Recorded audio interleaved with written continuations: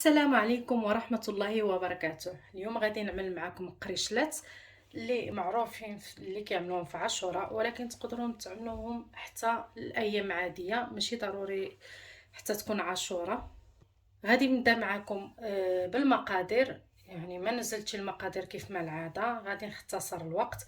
عندي كيلو هنايا د الدقيق، عندي هنايا 4 كيلو د الزبدة كيف ما كتشوفوا، دوبتها وما دوبتهاش كاملة، عامله هنايا الزبدة حيوانية. عندي هنايا كاس خلط ما بين الزيت بيضاء وزيت العود، اللي بغى يعمل غير زيت العود يعملو. غنعمل مغروفه كبيره د الثوم بودره، ضروري تكون الثوم بودره. هانتوما غادي نزيدو ضمه د البقري وغادي نحاول نفتتو. غنزيد خميره الحلويات، ها هي 7 غرام، اللي عنده 8 يعمل 8. عندي هنايا 3 د الفرماج مثلث اي نوعيه. غادي نزيد مغروفه د الابزار، انا ما نعملش ما نكثرش بزاف باش ما تجيش حاره، اذا حيت هذا الابزار هذا عندي د المغرب حار، غنعمل غير هيدا. وبالنسبه للابزار اذا عندكم الابزار الابيض تعملوه من الاحسن. انا غنزيد مغروفه كبيره د المطرد. هنا عندي 3 د الثومات محكوكين، اذا عندكم غابره عملوا مغروفه كبيره. وهنا كيف ما كتشوفوا معايا عندي دانون طبيعي ماشي حلو، ما فيه شي مكون، يعني خصو يكون طبيعي. يعني المكون اللي كنقصد لكم هو زعما فاني اولا شي حاجه يعني منكه. صافي دابا غادي نزيدو الملح،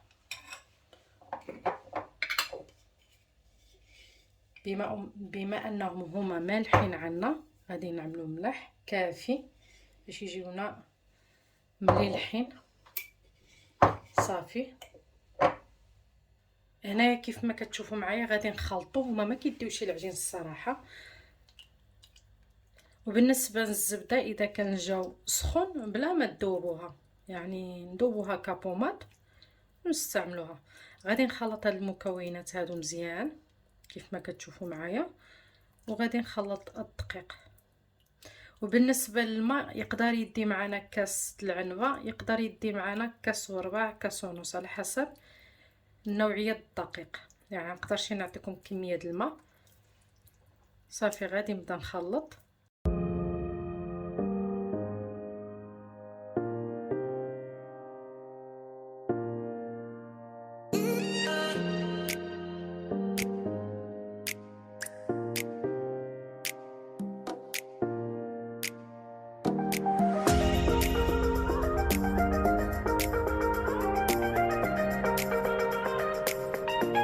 هانتوما بعد ما جمعت العجينه ديالي كملت عليها في البوطاجي، دات معايا كاس واحد. هانتوما العجينه كتجي مرخوفه، تجي شي قاصحه وما كتحتاجش شي العجين بزاف. دابا غنحاول نقسم هاد العجينه على 4 باش كل وحده باش غادي نكها.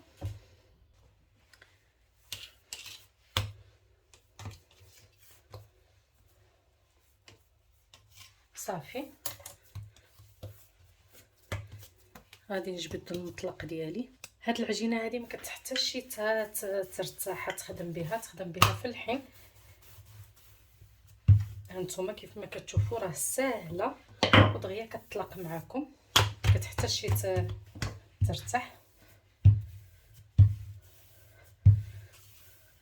يعني غادي نحاول انا نعملها بحال الرغيفات، يعني بحال عجين مورق.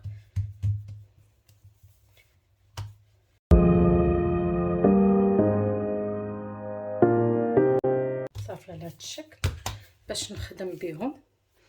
انا عاد حتى الثانيه هيداك.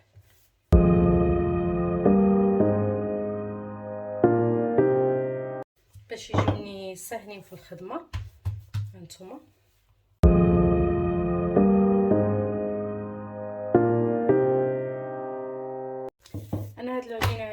كنعملهاش الخميره هذا العجين، كنكتفي بالخميره هذه الحلويات. غادي نوجد واحد الصينيه باش نبدا بالقريشلات ديالي. هذه غنقسمها على جوج حيت غنبدا بها.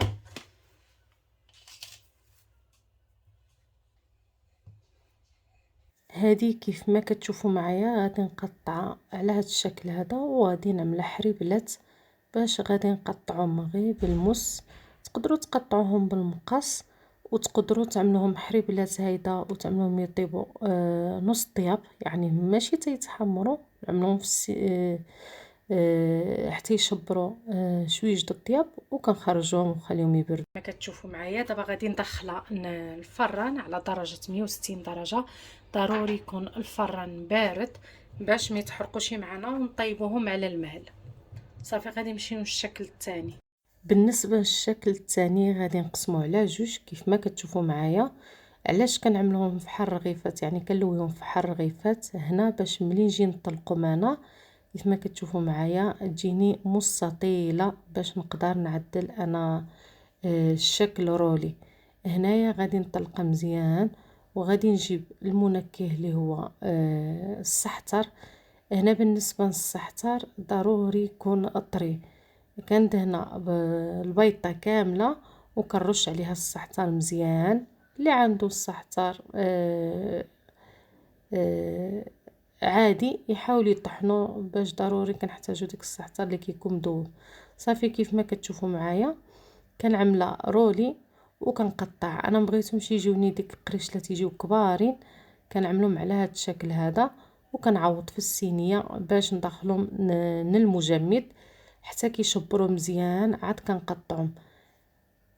وبالنسبه للشكل الثالث كيف ما كتشوفوا معايا اطلقته وكنقطعهم هيدا وريدات، وكنمشي للوسط الورده وكنعملها شويج البيضه ونعملها بافو.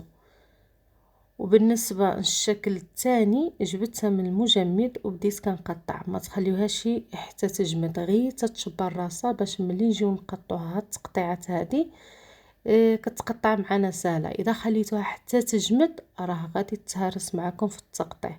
صافي غادي نقطعوها رقيقه ما نقطعوهاش غليظه. دابا غادي نمشيو نكملوا الشكل الرابع اللي هو ساهل وتا هو كيجي لذيذ. بالنسبه كيف ما كتشوفوا معايا انا جبت لاصوص اللي كنعملو في البيتزا وغادي نعمل له السوداني او الحار، وانتم عملوا اللي بغيتو يعني المنكهات اللي بغيتو. بالنسبه للشكل غادي نقطعوا الشكل عشوائي، يعني ما حتى شي نحتاج هنايا القطاعات. استخدموا اي قطعه عندكم، ماشي ضروري تكون عندكم شي قطعه سبيسيال عاد نعدلوا بها. كيف ما كتشوفوا معايا كندهن الوجه ديالها كامل بهذا لاصوص هذه، وكنجيب جراره بيتزا اولا الجراره اللي كنشرفوا بها ونقطعوا التقطيعات اللي هما مستطيلين، واللي شتا كبيره كنقطعها مثلثه باش ما يجونيش شي شكلات كبارين. يعني كيف ما قلت لكم الشكل عشوائي. من بعد غادي نجيب الجبن وغادي نرشو لها في الوجه ديالها حيت بغيناها تجينا مليلحه. ودابا نمشيو للشكل النهائي. بالنسبه لطريقه التزيين كتختلف كل واحد وطريقته في التزيين. انا قدمتهم على هذا الشكل هذا يعني البسيط. كيف ما كتشوفوا معايا خرجنا من العجينه وحده 4 اشكالات كل وحده وبالنكهه ديالها. غادي نوريكم الشكل الاولاني اللي عدلت معاكم كيجي الشكل ديالو رائع على هذا الشكل هذا، والمذاق كيجي مختلف كيجيو مليحين. هادو د السحتر كيجيو مزيونين الصراحه، وهادو عاديين كيف ما وريتكم في البدايه الفيديو كيجيو الشكل ديالهم عشوائيين كيجيو هيدا يعني مستويين حلوين. وبالنسبه لهادو الحبوب الشيه تقدروا تزينوهم بالجنجلان او اي حاجه عندكم. بافو تقدروا عفوا تزينوا به. انا قلت لكم بافو ولكن هذه حبوب الشيه.